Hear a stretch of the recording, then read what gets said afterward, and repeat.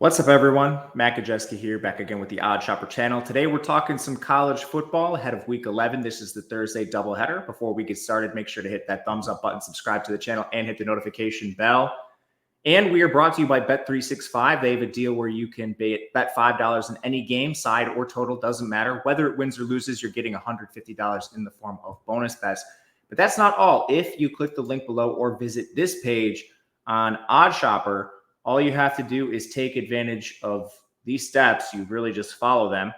Click the offer that you'd like to take advantage of. Bet365 is on here among many others, and you're getting one free month of our Tails package. It could be mine, Ben's, whoever you want.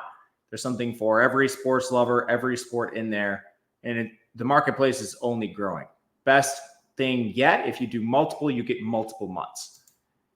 If you or somebody you know has a gambling problem, please call or text 1-800-GAMBLER. You must be 21 or older to play. All right, I am going to bring you to our live odds screen, doubleheader on deck, Sunbelt tilt, and we have an AAC tilt. So first up, let's talk App State in Coastal Carolina. This is the game I like a lot more. You are going to find App State usually in the -1 area, but there is one +1 hanging out there. I took a +2 very early in the week, so anything plus money I think is fine. And the total in this game is 62 points. This is a volatile game. Both of them are. App State, I think, is a buy low in this spot. Just overall power rankings actually have them ahead of Coastal Carolina. And Coastal Carolina is playing the little quarterback roulette game. We saw Noah Kim for a brief period of time. Last time out, Ethan Vosco came back into the game. He actually has one of the weirdest profiles you'll find at quarterback. Only a 52% completion, but he has been pretty explosive. 8.1 yards per attempt, 9 touchdowns, 1 pick. He has 17 big-time throws, 7 turnover-worthy plays, and he's 4.3 yards per carry. I'm surprised they benched this guy, honestly. Noah Kim is definitely not as dynamic. The O-line for this team is pretty good, too. They're 26th in pass blocking, 66th in run blocking. The problem is their defense. They've had a lot of injuries. Emmanuel Johnson on the edge, Will Whitson at defensive tackle, Matthew McDoom at corner. He's one of their best players. And this unit has fallen all the way to 130th. So while their offense has kept them in games and they're definitely a shootout team, this defense is just hemorrhaging points. On the other side, App State is the far more balanced team. Their concern, honestly, is similar.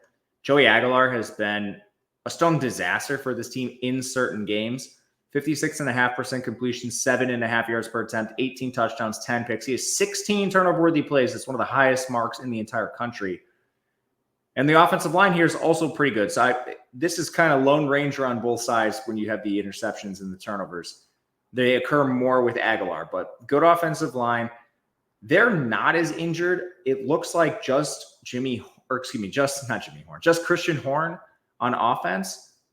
Other players that are missing time seemingly were benched. Kanye Roberts barely played in their last game, but their head coach just came out and said Kanye Roberts is fine. This is seemingly a talent thing. On defense, they've had a lot of players either out or missing time. Marcus Clark at defensive tackle, Daryl Farrar at linebacker, Jason Chambers at corner. He was limited in their last game. Ronald Clark at safety, Caden Sullivan at linebacker. Some of them are more depth pieces. Just a lot of guys missing time, and it's been evidenced by their recent box scores. Colton Joseph for Old Dominion, 8.7 yards per attempt. Zach Gibson, 8.7 for Georgia State. Ben Woldridge of Louisiana, 8.6. Their defense comes in 83rd overall, so it's been something that's also a huge concern for this team. And as you can see, with both teams really bad on defense, Coastal Carolina even worse, you can kind of see why this total jumps all the way to 62. But overall on offense, App State is fairly close to Coastal Carolina. They are only really limited by the interceptions. Everything for this team efficiency-wise is in the top 75, except for their passing efficiency, and that just comes down to the turnover-worthy plays from Aguilar. So if they can write this, I think anything plus money is completely fine with this team. Next up, we have FAU taking on East Carolina. What a greasy game this is. Basically has settled at 7.5. The total in the game is 57. Pace is very good in this game. You have FAU at 42nd, East Carolina at 3rd, but both offenses have been dreadful. FAU is 97th, East Carolina is 100th. There might be some hope for East Carolina. We'll talk about that, but let's start with FAU. Cam Fancher has been a disaster. Who could have predicted that? Just about everyone that watched him last year, probably. I can't believe FAU went out and targeted him in the portal. 59% completion, 7 yards per attempt, 10 turnover-worthy plays, 5 big-time throws. 3.8 yards per carry, even that suffered, and he's been playing poorly on his own. This offensive line is actually pretty good, 31st in pass blocking, 44th in run blocking. He's holding on the ball forever. He's getting blitzed, and he can't handle it. Receivers are kind of bad for this team. I won't lie. They did lose some already this year, like B.J. Alexander out for the year before the season even started. Ja'Shawn Platt's been out. For some reason, they're rotating linemen, even though they've been pretty good. I don't understand. In their defense, they've been out Jacob Merrifield at defensive tackle, Jaden Williams at safety, Day Hill at corner. He was severely limited in their last game, and Wendell Philard at corner. So not the healthiest unit. I mean, they just gave up 40 points to a backup quarterback for USF, and it hasn't been positive even before that.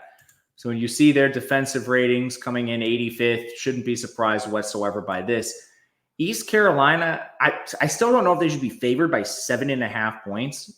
I will say their defense has been very good this year, 24th overall. They don't really have a weakness. Maybe it's on the back end since they lost Siobhan Revels, the corner who's projected to be drafted highly as well. But they're still a better unit than FAU on defense, and they're probably better on offense too. Their main problem has just been playing Jake Garcia way too long. He's now been benched. Despite getting benched recently, he's still among the top players in turnover-worthy plays in the country, but Caden Hauser comes in. I don't know that he's been that much better. 55% completion percentage, 7 yards per attempt. He has 7 turnover-worthy plays already, 4 picks. He can't run. The offensive line here is below average, 93rd in pass blocking, 98th in run blocking. Fortunately, they're facing a very bad run defense for FAU on the other side. But I think just overall, the one team with a good unit on either side of the ball is East Carolina on defense. With that said, I'm definitely not laying a touchdown in this spot. I'm not laying 7.5 by any means. We would need some very significant line movement for me to even consider this as a bet. So right now it's just App State. The +1 is fine. I grabbed a +2 earlier in the week, and that is where we will leave it. Leave a comment below if I missed anything. Let me know what you think. If you have any questions, reach out on Twitter at Matt_Gajewski. Otherwise, we'll be back talking all the games this week. And until then, good luck. We'll see you later.